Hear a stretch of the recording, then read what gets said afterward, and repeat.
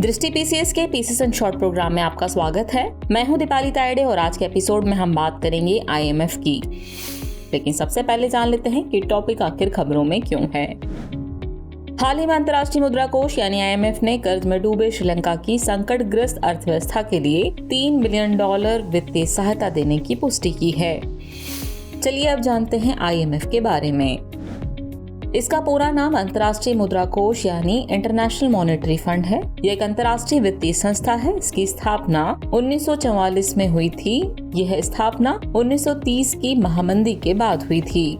IMF के उद्देश्यों की बात करें तो इसमें शामिल है: पहला, वैश्विक मौद्रिक सहयोग को बढ़ावा देना। दूसरा, वित्तीय स्थिरता सुनिश्चित करना। तीसरा, अंतर्राष्ट्रीय व्यापार और सतत आर्थिक विकास को प्रोत्साहन देना। और चौथा, वैश्विक गरीबी को कम करना।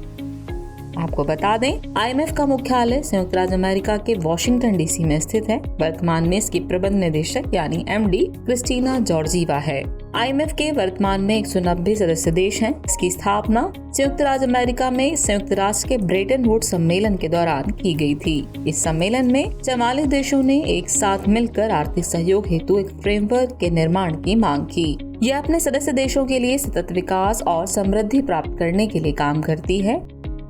ये अपने सदस्य देशों द्वारा शासित और उनके प्रति जवाबदेह है। इसकी संगठनात्मक संरचना के शीर्ष पर बोर्ड ऑफ गवर्नर्स होते हैं। यह आईएमएफ के लिए सर्वोच्च निर्णय लेने वाला निकाय है, जिसमें सदस्य देशों के लिए गवर्नर और एक वैकल्पिक गवर्नर होते हैं, जहां आमतौर पर वित्त मंत्री या केंद्रीय बैंक का गवर्नर होता है।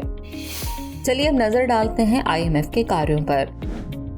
आईएमएफ भुगतान संतुलन की समस्याओं से जूझ रहे सदस्य देशों को वित्तीय सहयोग प्रदान करता है। यह अंतर्राष्ट्रीय भंडार की भरपाई करने, मुद्रा विनिमय को स्थिर करने और आर्थिक विकास के लिए ऋण प्रदान करता है। यह अंतर्राष्ट्रीय मौद्रिक प्रणाली का निरीक्षण करता है। यह अपने सदस्य देशों की आर्थिक और वित्तीय नीतियों की निगरानी भी करता है। आईएमएफ आर्थिक स्थिरता के संबंध में संभावित जोखिमों पर प्रकाश डालने के साथ ही आवश्यक नीति समायोजन यानी नीडेड पॉलिसी एडजस्टमेंट पर भी सलाह देता है। यह राष्ट्रों को सतत विकास लक्ष्य यानी एसडीजी की ओर प्रगति करने में भी सहयोग करता है। यह निम्नलिखित वार्षिक रिपोर्ट जारी करता है, जिसमें शामिल है वैश्विक वित्तीय स्थिरता रिपोर्ट और वर्ल्ड इकोनॉमिक आउटलुक रिपोर्ट। और आखिर में बात विशेष आहरण अधिकार यानी एसडीआर की।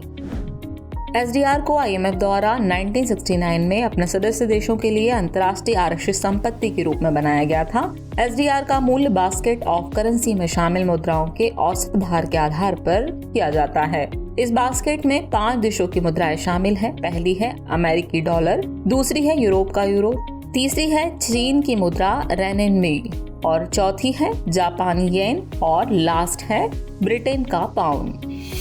चलिए वक्त हो चला है आज के टॉपिक से रिलेटेड अभ्यास प्रश्न को देखने का। तो अभ्यास प्रश्न है, अंतर्राष्ट्रीय मुद्रा कोष यानी आईएमएफ के संदर्भ में निम्नलिखित कथनों पर विचार कीजिए। कथन 1 है, इसकी स्थापना 1944 में की गई थी। कथन 2 है, ये वर्ल्ड इकोनॉमिक आउटलुक रिपोर्ट जारी करता है। उपरोक्त कथनों में से कौन से कथन सही है या फिर हैं आपके ऑप्शन है। ऑप्शन ए केवल 1, ऑप्शन बी केवल 2, ऑप्शन सी 1 और 2 दोनों, या फिर ऑप्शन डी न तो 1 न ही 2।